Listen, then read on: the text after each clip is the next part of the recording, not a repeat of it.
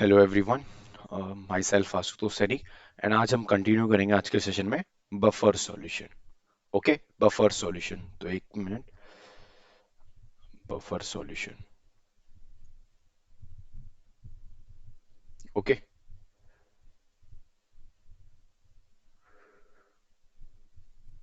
Buffer solution. Okay, तो buffer solution को start करने से पहले हम एक एग्जांपल लेते हैं, सबसे बेसिक बफर सॉल्यूशन का, मतलब एक basic example, not basic buffer, basic example किसी बफर सॉल्यूशन का। जैसे हमारे पास क्या हो गया, ह्यूमन ब्लड। ह्यूमन ब्लड की बात करें, वो क्यों आया बीच में भी? क्योंकि अगर हम बात करते हैं ह्यूमन ब्लड की बात करते हैं, वो एक बफर सॉल्यूशन का होता है। तो ऐसा क्या होता है बफर सॉल्यूशन में जो हमें इसका यूज करना पड़ा यहाँ पर? जैसे अगर हम बात करते हैं, हम कुछ भी एसिडिक या बेसिक खाते हैं, तो कभी भी हमको ऐसा मतलब कभी भी हमारे जो ब्लड का पीएच है वो ज्यादा चेंजेस नहीं करेगा। वो एक इन बिटवीन द रेंज रहेगा, जैसे 7.35 से 7.45 के बीच में रहता है हमारे पास। कितना? 7.35 से 7.45 के अराउंड रहता है। क्यों? बफर सॉल्यूशन की वजह से। ऐसा तो क्या होता है वो भी डिस्कस करेंगे, पहले थोड़ा बफर पढ़ लेते हैं। तो ह्यूमन ब्लड हमारे पास एक बफर सॉल्यूशन की तरह बिहेव करेगा, जो अगर हम इस कुछ भी एसिडिक या बेसिक खाते हैं तो वो ऑलवेज इन इस रेंज के बीच में उसका पीएच रहेगा। क्यों? बफर सॉल्यूशन की वजह से।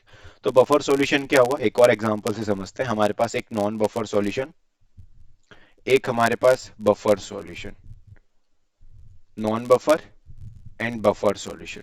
ओके, तो अगर हम नॉन बफर की बात करते हैं, जैसे हमने इसमें कुछ स्मॉल अमाउंट में H प्लस ऐड किया, यानी एसिड ऐड किया। एसिड क्या देता है? H plus. स्मॉल अमाउंट में इसमें भी H प्लस ऐड किया। इसका पीएच मान लेते हैं, पहले 7 था, यानी चलो न्यूट्रल छोड़ देते हैं अभी। इसका पीएच मान लेते हैं, अभी हमारे पास क्या था, इसका पीएच मान लेते हैं हमारे पास 8 था। ठीक है, हमने इसमें H प्लस ऐड किया, इसका पीएच कितना हो गया? 4 हो गया हमारे पास। 4, 3 कुछ भी मान सकते हो आप। तो कितने का चेंज आया? काफी चेंज आ गया हमारे पास। लेकिन जैसे बफर सॉल्यूशन में इसी सेम अमाउंट का स्मॉल अमाउंट था यहाँ पर, स्मॉल अमाउंट H प्लस, इसमें भी हम small amount of acid add करेंगे।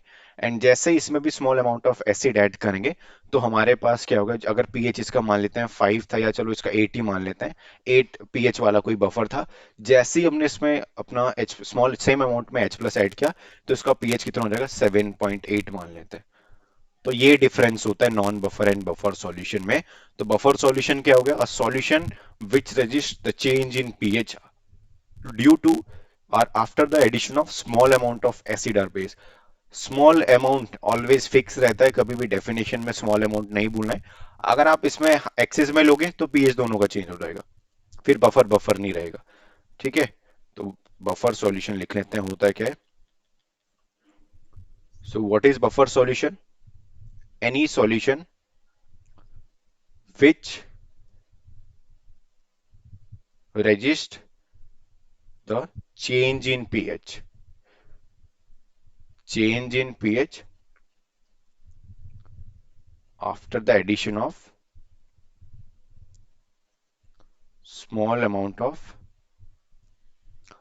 after the addition of small, इसको रफी कर देते हैं, स्मॉल अमाउंट ऑफ एसिड और बेस। ओके एवरीवन, तो ये हमारे पास होता है बफर सॉल्यूशन, एक ऐसा solution which resist the change in pH after the addition of small amount of acid और base, known as buffer solution. हमने सिर्फ H प्लस का एग्जांपल या OH नेगेटिव से भी चेक कर सकते हो, उसमें भी हमारे पास बफर सॉल्यूशन चेंज नहीं होगा। Clear everyone?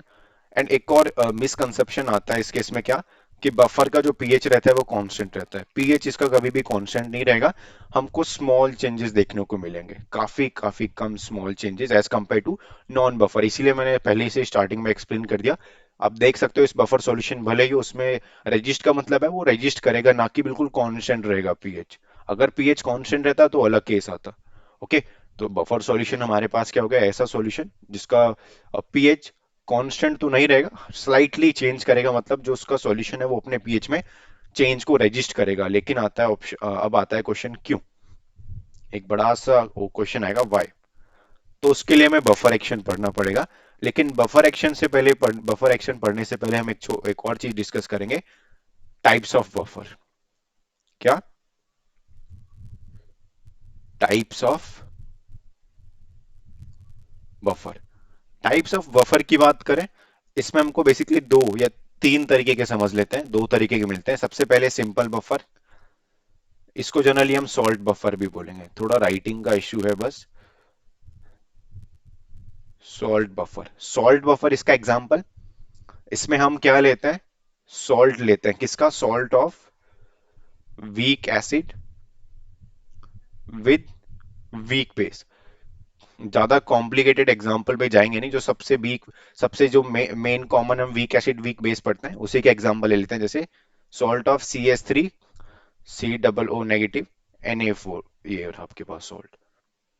Okay, weak acid हमारे पास ये रहा, वीक एसिड का पार्ट ये रहा आपके पास, वीक बेस का पार्ट ये रहा। एक थोड़ा सा इसके हटके कॉन्सेप्ट आता है क्या, जैसे अब जब भी हाइड्रोलिसिस पढ़ोगे उसमें भी एक आएगा आपके पास, जब भी हमारे पास कोई सॉल्ट होता है, ए नेगेटिव बी पॉजिटिव, तो जो नेगेटिव पार्ट होता है मोस्ट ऑफ द केसेस में हमारे पास वो कहां से आता है, एसिड से। The negative part of the ion, the negative part of the salts come from acid and the positive part of the salt come from the base. तो ये हमारे पास हो गया आयन का, ये थोड़ा अलग था इसीलिए मैंने इसको साइड में लिख दिया।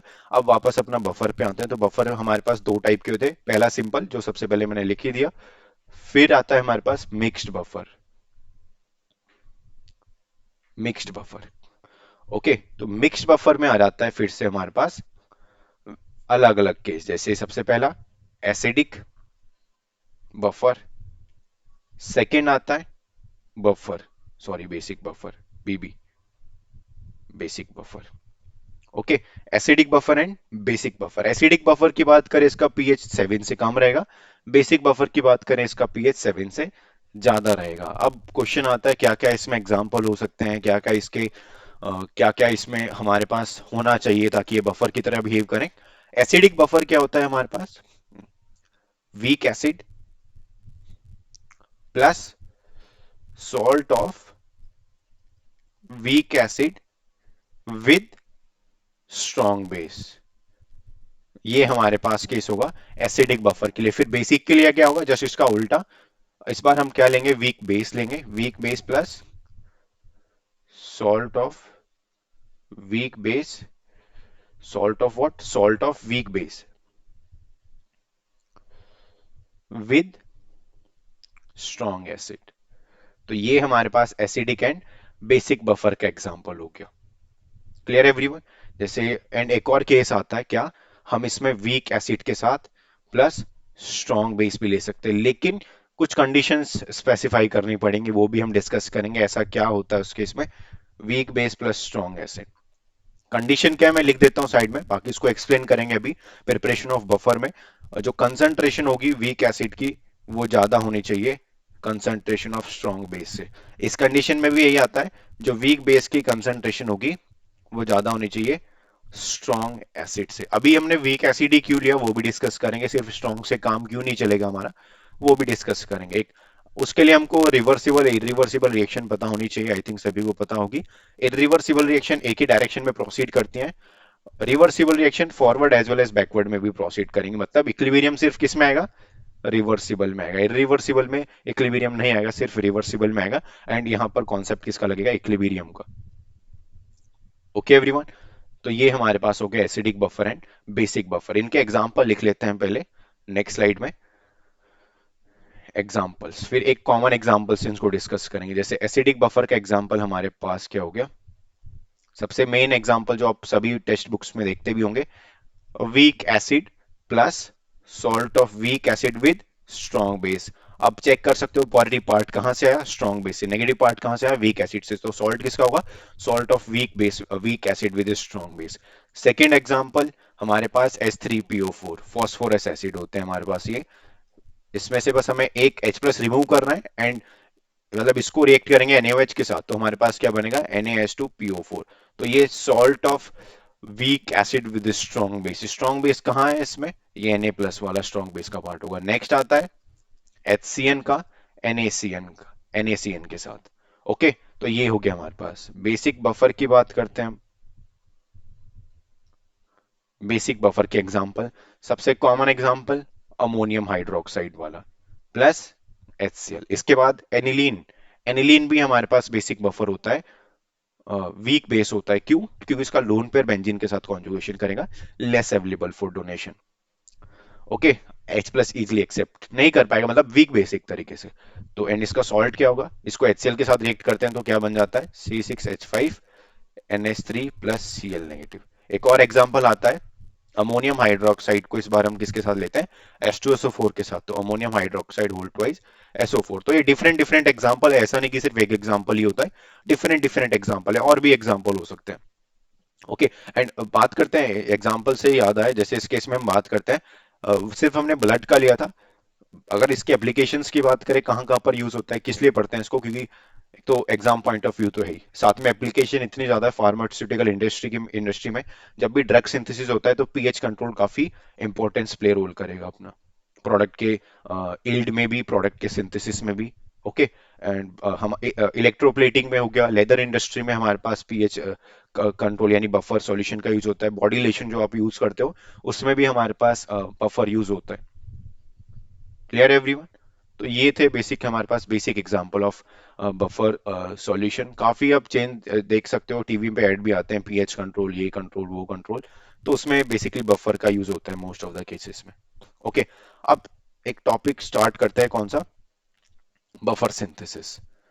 मींस एक मिनट, कलर ज्यादा ही,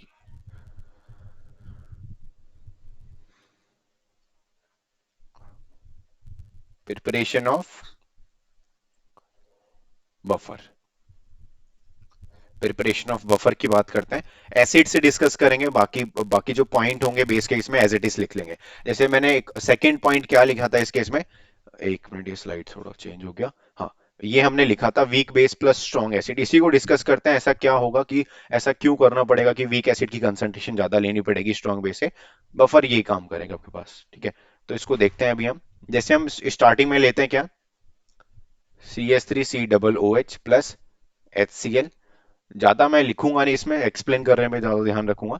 तो जैसे हमारे पास क्या है, weak acid and strong base. तो weak acid and strong base में अगर एक पहली कंडीशन क्या है, जो कंसंट्रेशन होगी वीक एसिड की, वो हमारे पास कम होगी स्ट्रॉन्ग बेस से। स्ट्रॉन्ग बेस से कौन सी रिएक्शन है, न्यूट्रलाइजेशन, ये आपको पता ही होगी। कुछ अमाउंट ऑफ एंथैल्पी रिलीज होती है जिसको एंथैल्पी ऑफ न्यूट्रलाइजेशन होगी। एंड यहाँ पर क्या होगी वो भी आपको अच्छे से पता होगा इस टाइम तक। तो अगर हम बात करते हैं concentration of weak acid less than concentration of strong base, तो इस केस में मान लेते हैं 1 मोल हमारे पास किसका था, HCl का था, एंड 0.5 मोल वीक एसिड का था। तो इनिशियली इतना था, आफ्टर सम टाइम्स क्या बनेगा वैसे, ये बनेगा आपके पास आफ्टर सम टाइम्स, या एट इक्विलिब्रियम, इक्विलिब्रियम तो होगा नहीं, at at T time T0, at T time हमारे पास क्या होता है, ये सारा कंज्यूम क्यों, लिमिटिंग रीजेंट की तरह ये बिहेव करेगा। अभी लिमिटिंग रीजेंट पे ज्यादा जाएंगे नहीं। ये कितना बचेगा 0.5, एंड यहाँ पर कितना बचेगा 0.5। एंड आप देख सकते हो हमारे पास क्या बनता है, salt of weak acid with strong base, with strong base, with strong base. Okay, लेकिन यहां पर क्या है, स्ट्रॉन्ग एसिड बफर तो ऐसे काम करेगा नहीं, क्यों नहीं करेगा वो भी डिस्कस करेंगे। तो ये तो हमारे पास buffer, not a buffer. Second condition हम ले लेते हैं, concentration of weak acid is equal to concentration of, एक मिनट, हाँ एक मिनट, यहाँ पे NaOH होगा हमारे पास, इसको सही कर लेना बस। NaOH होगा हमारे पास, NaOH होगा हमारे पास। ओके, नेक्स्ट आता है स्ट्रॉन्ग बेस वीक एसिड की कंसंट्रेशन, इस बार सेम ले लेते हैं। तो इससे आइडिया लग जाएगा हमको कि वो वही केस क्यों लेना पड़ेगा, ताकि कंफ्यूजन ना हो, इसलिए मैंने इसको डिस्कस कर लिया। हमारे पास क्या होगा, एसीटेट आयन के साथ Na प्लस यानी salt of weak acid with strong base plus water. अब हम दोनों की कंसंट्रेशन इक्वल ले सकते हैं, 1 मोल 1 मोल। तो नॉर्मल न्यूट्रलाइजेशन रिएक्शन है, कुछ नहीं बचेगा, सिर्फ बचेगा सॉल्ट, यानी कितना, 1 मोल। इसको ऐड नहीं करना कभी, ठीक है, इतना आप सीख चुके हो गए some basic concept of chemistry में। ओके, 1 मोल आ गया हमारे पास। लेकिन बफर तो क्या होता है, weak acid plus salt of weak acid with strong base. अब जो हमने केस मेंशन किया था, थर्ड केस ही देखते हैं, ऐसा तो क्या था उस केस में, वीक एसिड की कंसंट्रेशन ज्यादा क्यों लेंगे स्ट्रॉन्ग बेस से। तो जैसे एसिटिक एसिड प्लस NaOH, हमारे पास क्या बनेगा, फिर से यही बनेगा, प्लस वाटर। तो अब क्या होगा इसमें ऐसा कि बफर बन जाएगा। तो जैसे हमने क्या लिया इस बार, 0.5 NaOH लिया, 1 मोल हमारे पास ये हो गया। Okay everyone. तो एट इक्विलिब्रियम हम sorry at after some times at T is equal to 0 पर इतना था, टी टाइम बाद क्या होता है, ये 0.5 बचेगा, ये खत्म। लिमिटिंग रिएजेंट इस बार कौन होगा, स्ट्रॉन्ग बेस, ये 0.5। अब आप चेक कर सकते हो जो अच्छे से मेंशन होगा इस केस में, salt week acid plus salt of weak acid with strong base, तो कंडीशन क्या हुई। सो सिर्फ ये केस हमारे पास बफर प्रिपेयर कर सकता है, एसिडिक बफर। बेस के केस में क्या करोगे, वीक बेस के साथ स्ट्रॉन्ग एसिड लोगे, तीनों केस चेक करोगे एंड सिर्फ यही केस मैच करेगा। कौन सा कब करेगा वीक बेस में, जब कंसंट्रेशन ऑफ वीक बेस ज्यादा होगी कंसंट्रेशन ऑफ स्ट्रॉन्ग एसिड से। ओके, ये हो गया हमारे पास। Clear everyone. तो एसिडिक बफर के प्रिपरेशन हमारे पास कैसे कैसे होगी, तीन टाइप से इसको प्रिपेयर कर सकते हैं। पहला, कंपोनेंट्स क्या क्या होते हैं एसिडिक बफर में, ये हमारे पास कंपोनेंट थे बेसिक एसिडिक बफर में। हमने क्या किया, equal amount of weak acid plus equal amount of salt of weak acid with strong base ले लिया, क्या बन गया, बफर बन गया। सेकंड, जो अभी अभी देखा, हमें क्या करना पड़ेगा, कंसेंट्रेट जो वीक एसिड होगी उसको ज्यादा अमाउंट में लेना पड़ेगा as compare to strong base, तो उससे क्या बन जाएगा, उससे भी सेम यही बनेगा, बस अमाउंट जरूर चेंज हो सकता है। ओके, फर्स्ट मेथड, दोनों कंपोनेंट को अलग अलग थे, साथ में ऐड कर दिया, बफर बन गया। सेकंड, कुछ नहीं करेंगे इस बार, वीक एसिड स्ट्रॉन्ग बेस को लेंगे, जिसमें से जो अमाउंट होगा वीक, जो कंसंट्रेशन होगी वीक एसिड की वो ज्यादा होगी as compare to strong base. क्यों, अब ये लास्ट स्लाइड में देखा है, इसी से हमारे पास क्या बनेगा, बफर बनेगा। ओके, नेक्स्ट आता है, इस बार हम क्या लेंगे, salt of weak acid with strong base plus strong acid.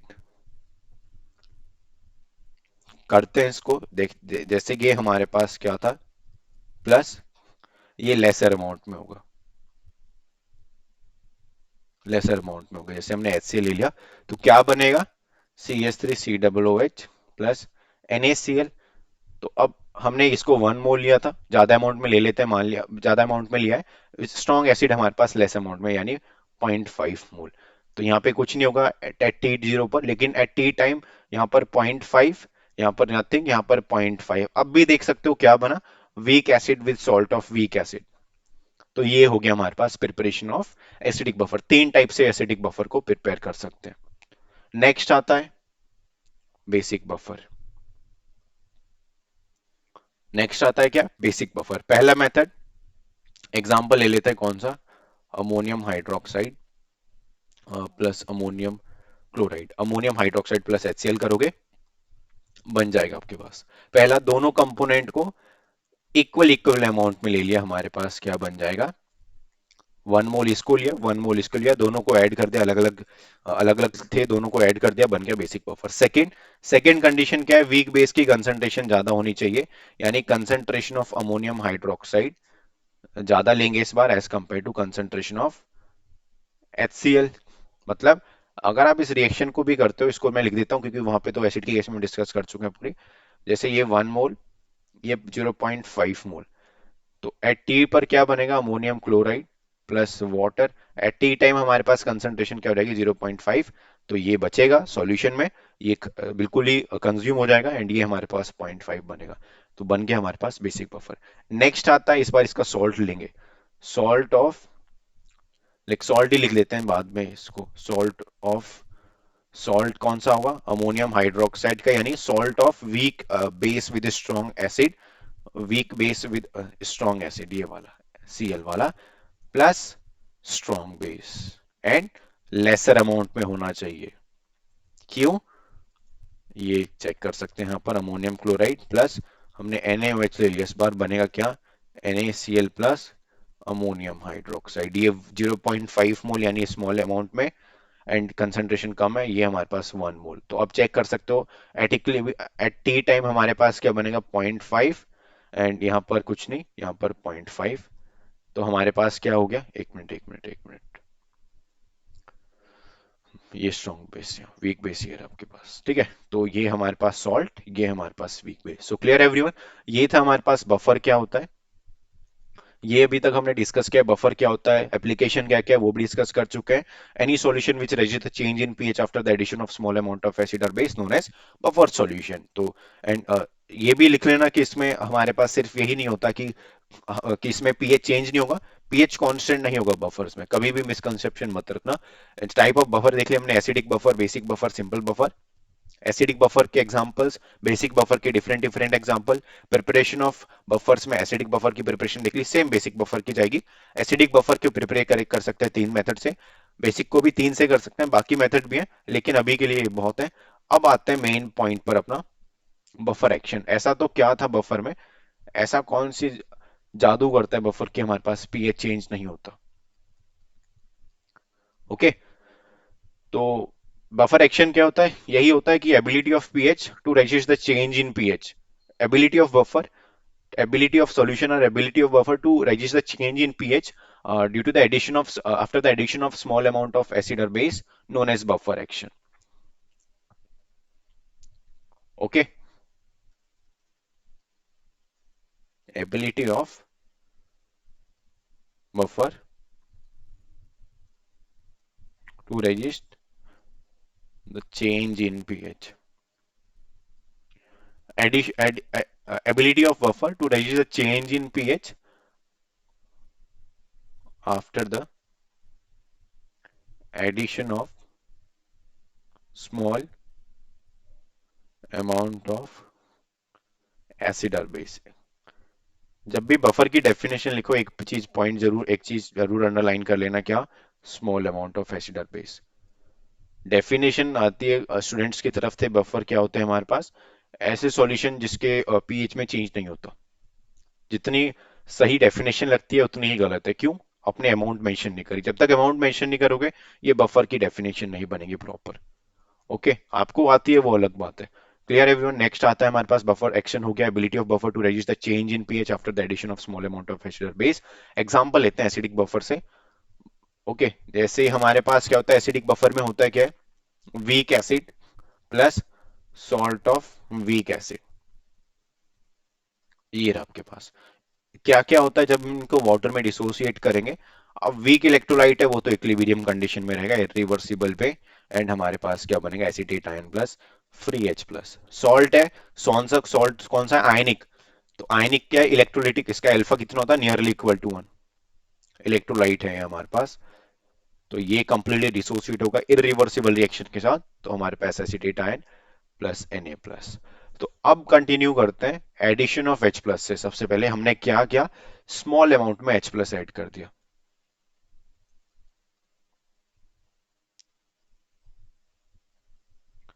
Addition of H plus in small amount. तो जैसे ही हम H प्लस ऐड करेंगे बफर सॉल्यूशन में, तो एकदम से सामने कौन आएगा, एसीटेट आयन। एसीटेट आयन आया, इसको उड़ा के ले गया अपने साथ, एंड क्या बना दिया, हमारे पास वीक एसिड। क्या बन गया, वीक एसिड। मतलब पहले तो फ्री एच प्लस थे, इस बार जो फ्री एच प्लस होंगे, अब ये क्या, ये यही क्यों ले जाएगा, अब ये क्या था, वीक एसिड, अब ये क्या है, conjugate base of weak acid. And आप जानते हो इसमें रिलेशन क्या होता है, अगर वीक एसिड स्ट्रांग होगा कॉन्जुगेट बेस वीक होगा। अगर वीक एसिड हमारे पास वीक है ही, हमारे पास एसिड वीक है, तो कॉन्जुगेट बेस क्या होगा, स्ट्रांग होगा।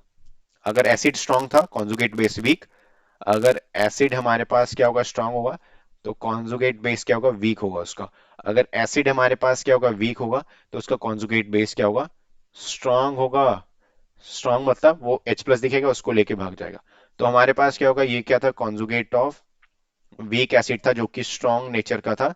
जैसे ही H प्लस आया सॉल्यूशन में, इसको दिखा, एंड ये सीधा क्या बना देगा, वीक एसिड। तो पहले तो फ्री H प्लस थे, इसकी वजह से तो पीएच में काफी चेंज होना था, लेकिन बाद में क्या बनता है, लेस आयनाइजेबल एसिटिक एसिड। तो जो पीएच में चेंज होगा, अब वो सिर्फ इसकी वजह से होगा जो भी काफी कम अमाउंट में होगा।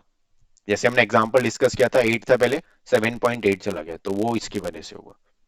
ओके, क्लियर एवरीवन यहाँ तक। तो H प्लस किसके साथ होगा, नेगेटिव पार्ट ऑफ एसिड।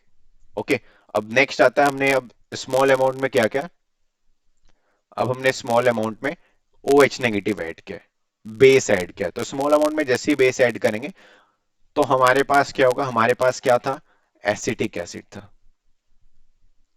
तो ये एसिडिक एसिड के साथ कंबाइन होके क्या बनाएगा इस बार? एसिडिक एसिड के साथ कंबाइन होके हमारे पास क्या बनाएगा? Acetate ion plus water. तो इस बार फिर से क्या हो गया? जो फ्री OH नेगेटिव आपने पीएच चेंज करने के लिए फ्री OH नेगेटिव ऐड किए थे, स्ट्रॉन्ग बेस ऐड किया था, स्ट्रॉन्ग बेस ऐड किया था, वो हमारे पास क्या हो गया?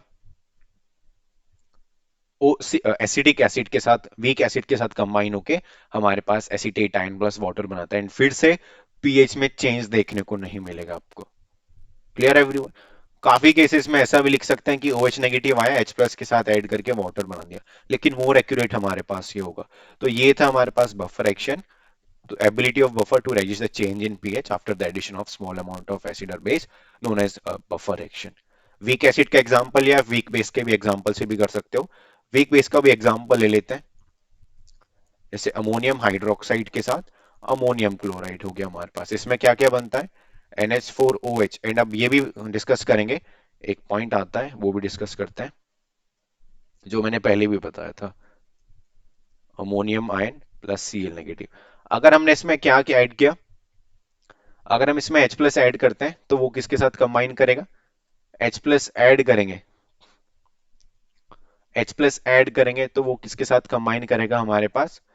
एक मिनट। ओके एवरीवन, जैसे इसमें H प्लस ऐड किया था वो एसीटेट आयन के साथ कंबाइन करता है। ठीक है, इसमें H प्लस ऐड करेंगे, वो हमारे पास किसके साथ कंबाइन होगा?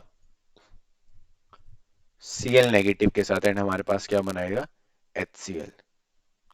एक मिनट, कुछ तो गड़बड़ लगती है। हम्म, नहीं नहीं नहीं नहीं, हाँ, वो क्या करेगा? यहाँ पर HCl बन गया तो आयन, वो तो बात एक ही होगी ना। तो हमने HCl ही ऐड किया, माना बात इसमें। तो जैसे ही H प्लस ऐड किया, ये अमोनियम हाइड्रोक्साइड के साथ रिएक्ट करेगा, एंड क्या बनाएगा? Ammonium ion plus water molecule. इस बार फिर से पीएच में चेंज ज्यादा देखने को नहीं मिलेगा। OH नेगेटिव ऐड किया इस बार, तो इस बार क्या होगा? ये किसके साथ रिएक्ट करेगा? अमोनियम आयन के साथ। OH नेगेटिव अमोनियम आयन के साथ अटैच होके फिर से क्या बनाएगा? Ammonium hydroxide. फिर से पीएच में लेस चेंज आएगा, काफी काफी नेग्लेजिबल चेंज आएगा as compare to non buffered solution. तो ये था हमारे पास कंप्लीट बफर क्या होता है। बफर क्या होता है, कितने टाइप्स के बफर होंगे, एग्जाम्पल, एप्लीकेशंस, एंड प्रिपरेशन कैसे होगी। तीन मेथड से प्रिपेयर कर सकते हैं एसिडिक एंड बेसिक बफर को, एंड बफर एक्शन हमारे पास क्या होता है। ओके, एक क्वेश्चन आता है इसमें क्या, जैसे इसमें वीक स्ट्रॉन्ग एसिड क्यों नहीं रहते, कि strong acid and salt of strong acid with strong base, क्यों? ये वाली कंडीशन चाहिए होती है हमको, जिसका सारा खेल होता है यहाँ पर, क्या? इक्विलिब्रियम की कंडीशन। इक्विलिब्रियम की कौन सा है? एक तरफ नॉन आयनिक स्पीसीज, एक तरफ आयनिक स्पीसीज, तो कौन सा इक्विलिब्रियम हो गया? आयनिक इक्विलिब्रियम हो गया हमारे पास। सो क्लियर एवरीवन? तो ये होता है हमारे पास इंपॉर्टेंस ऑफ वीक एसिड या वीक बेस क्यों लेते हैं इस केस में, क्योंकि इक्विलिब्रियम की कंडीशन है। तो अगर H प्लस, तो ये हमारे पास इक्विलिब्रियम की कंडीशन है, इसलिए हमारे पास ये बफर एक्शन हमारे पास शो करेगा। अगर आप स्ट्रॉन्ग एसिड लेते हो, या स्ट्रॉन्ग एसिड के साथ salt of strong acid with strong base लेते हो, वो काम नहीं करेगा। Clear everyone? तो आज के सेशन में इतना ही था। So thank you everyone. Okay.